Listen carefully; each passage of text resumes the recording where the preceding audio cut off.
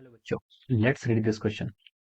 So this question says, individual atoms or molecules of a diamagnetic substance, fill in the blanks, possess any net, fill in the blanks on their own. Okay, तो चलिए बच्चों, अब हम यहाँ पर क्या करते हैं, इस क्वेश्चन को सॉल्व करते हैं. ओके, तो देखिए हमें यहाँ पर क्या बताना है, डायमैग्नेटिक सब्सटेंस के बारे में बात करनी है. ओके, तो हम लिख सकते हैं the key concept of this question. इस क्वेश्चन का आपका की कॉन्सेप्ट क्या हो जाएगा, डायमैग्नेटिज्म हो जाएगा. Okay, we can write down the key concept of this question is our diamagnetic. Okay, diamagnetic substance लिख लीजिए या फिर डायमैग्नेटिज्म लिख लीजिए. ओके, डायमैग्नेटिज्म क्या है, डायमैग्नेटिज्म आपका फिनोमिना है या फिर प्रॉपर्टी है, और डायमैग्नेटिक क्या आपका सब्सटेंस का नाम है. ओके, तो देखिए हमारे जो एटम्स होते हैं, सॉरी हमारे जो सब्सटेंस होते हैं, हम उनको तीन क्लासेस में डिवाइड करते हैं depending upon their susceptibility. Susceptibility क्या होती है, ससेप्टिबिलिटी एक मेजर होता है कि कोई भी सब्सटेंस को अगर हम मैग्नेटिक फील्ड में रखते हैं तो वो कैसा रिस्पॉन्स देता है, उसे हम ससेप्टिबिलिटी बोलते हैं. फेरोमैग्नेटिक सब्सटेंस क्या होते हैं, वो तो आप क्या करते हैं, मैग्नेटिक फील्ड में क्या होते हैं, वो क्या करते हैं, उसको स्ट्रांगली अट्रैक्ट करते हैं.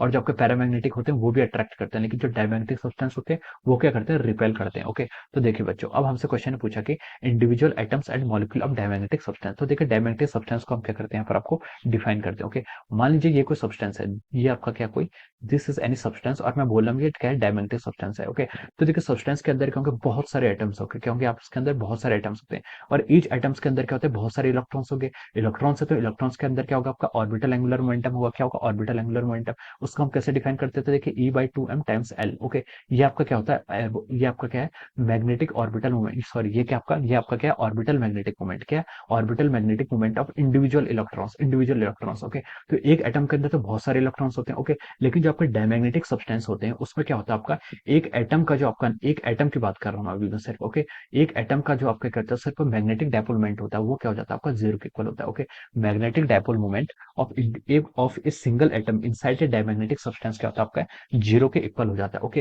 क्योंकि देखिए इसमें जो इलेक्ट्रॉन्स होते हैं उनका डायरेक्शन क्या होता है, आपका इलेक्ट्रॉन्स का मैग्नेटिक मोमेंट तो होता है. ओके, एक नहीं, एक से ज्यादा इलेक्ट्रॉन्स होंगे किसी एटम के अंदर, तो एक इलेक्ट्रॉन का भी क्या होता है, आपका मैग्नेटिक डायपोल मोमेंट होता है. लेकिन वो क्या करते हैं, आपका रैंडमली ओरिएंटेड होते हैं, रैंडमली डायरेक्शन में होते हैं. तो हम बोल सकते हैं कि जो आपका टोटल एटम का आता है वो किसके इक्वल आ जाता है, जीरो का जाता है. और एटम का जीरो हो गया तो हम यहाँ से बोल सकते हैं जो आपका सब्सटेंस होगा, जो आपका टोटल मैग्नेटिक डायपोल मोमेंट होगा किसी सब्सटेंस का, वो भी क्या हो जाता है, आपका जीरो के इक्वल हो जाता है. ओके, जैसे आप पैरामैग्नेटिक की बात करते हैं, पैरामैग्नेटिक में जो आपका एटम्स का होता है, इंडिविजुअल एटम्स का डायमैग्नेटिक जो आपका क्या होता है, मैग्नेटिक डायपोल मोमेंट होता है, वो आपका नॉट जीरो होता है. लेकिन टोटल का पैरामैग्नेटिक में भी क्या होता है, आपका जीरो होता है. क्यों होता है जीरो, क्योंकि वहां पर क्या होता है, आपका हम स्टैटिस्टिकल एवरेज लेते हैं. क्या लेते हैं, स्टैटिस्टिकल एवरेज लेते हैं. बहुत सारे मैग्नेटिक मोमेंट होते हैं, उनकी डायरेक्शन क्या होती है, रैंडमली ओरिएंटेड होती है, तो हम उसको जीरो मान लेते हैं. लेकिन डायमैग्नेटिज्म में हम बोल सकते हैं इन पे कोई क्या होता है, देयर इज नो डायरेक्शन. यहाँ पर आपका मैग्नेटिक मूवमेंट की कोई डायरेक्शन ही नहीं है, इंडिविजुअल एटम की भी. ओके, तो हम इसको इस तरीके से सिर्फ डॉट से डिनोट कर रहे हैं. ओके, अगर इन पर होता तो हम क्या करते हैं, इनको किसी एरो से किसी पर्टिकुलर डायरेक्शन या फिर रैंडमली ओरिएंटेड डायरेक्शन में हम क्या करते हैं, इसको शो करते हैं. ओके, तो देखिए ये क्या हो जाता है आपका, this is the individual atoms और molecule of a diamagnetic substance. Okay, तो हम बोल सकते हैं इनके पास के आपका जो एटम है, इंडिविजुअल एटम है, उसके पास भी आपका जो मैग्नेटिक डायपोल मोमेंट है वो कितना है, आपका जीरो के इक्वल है. और एज ए होल भी क्या होगा, फिर आपका जीरो के इक्वल ही होगा. Okay, so this is how we can say that, हम बोल सकते हैं आपका जो एटम्स होते हैं, एटम्स का आपका मैग्नेटिक डायपोल मोमेंट जीरो होगा. ओके, यही हमसे डायमैग्नेटिज्म के लिए यहाँ पर बोला था. ओके, और जीरो की होगा एटम्स के अंदर. एटम्स के अंदर क्या होता है, आपके बहुत सारे डिफरेंट डिफरेंट इलेक्ट्रॉन्स होते हैं, और इलेक्ट्रॉन्स की पेयरिंग के कारण जो आपका इंडिविजुअल एटम्स का मैग्नेटिक डायपोल मोमेंट आ जाता है, वो कितना हो जाता है, आपका जीरो के इक्वल हो जाता है. ओके, अब देखिए, अब हम यहाँ पर इसकी वर्डिंग जो क्वेश्चन गिवन है उस पर मूव करते हैं.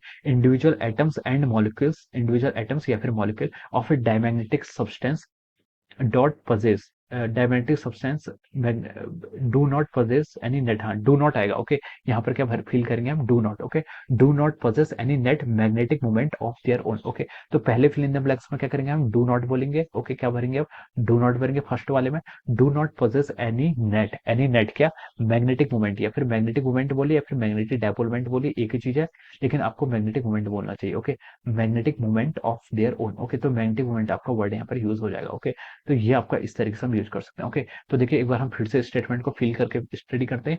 इंडिविजुअल एटम्स और molecules of a diamagnetic substance do not possess any net magnetic movement on their own. Okay, तो ये क्या हो जाएगा, this is the correct answer. ये क्या हो जाएगा, आपका करेक्ट आंसर या फिर correct fill in the blanks हो जाएगा. ओके, इसको हमें फिल करना है. Okay, so I hope you all understood this concept. All the best and thank you so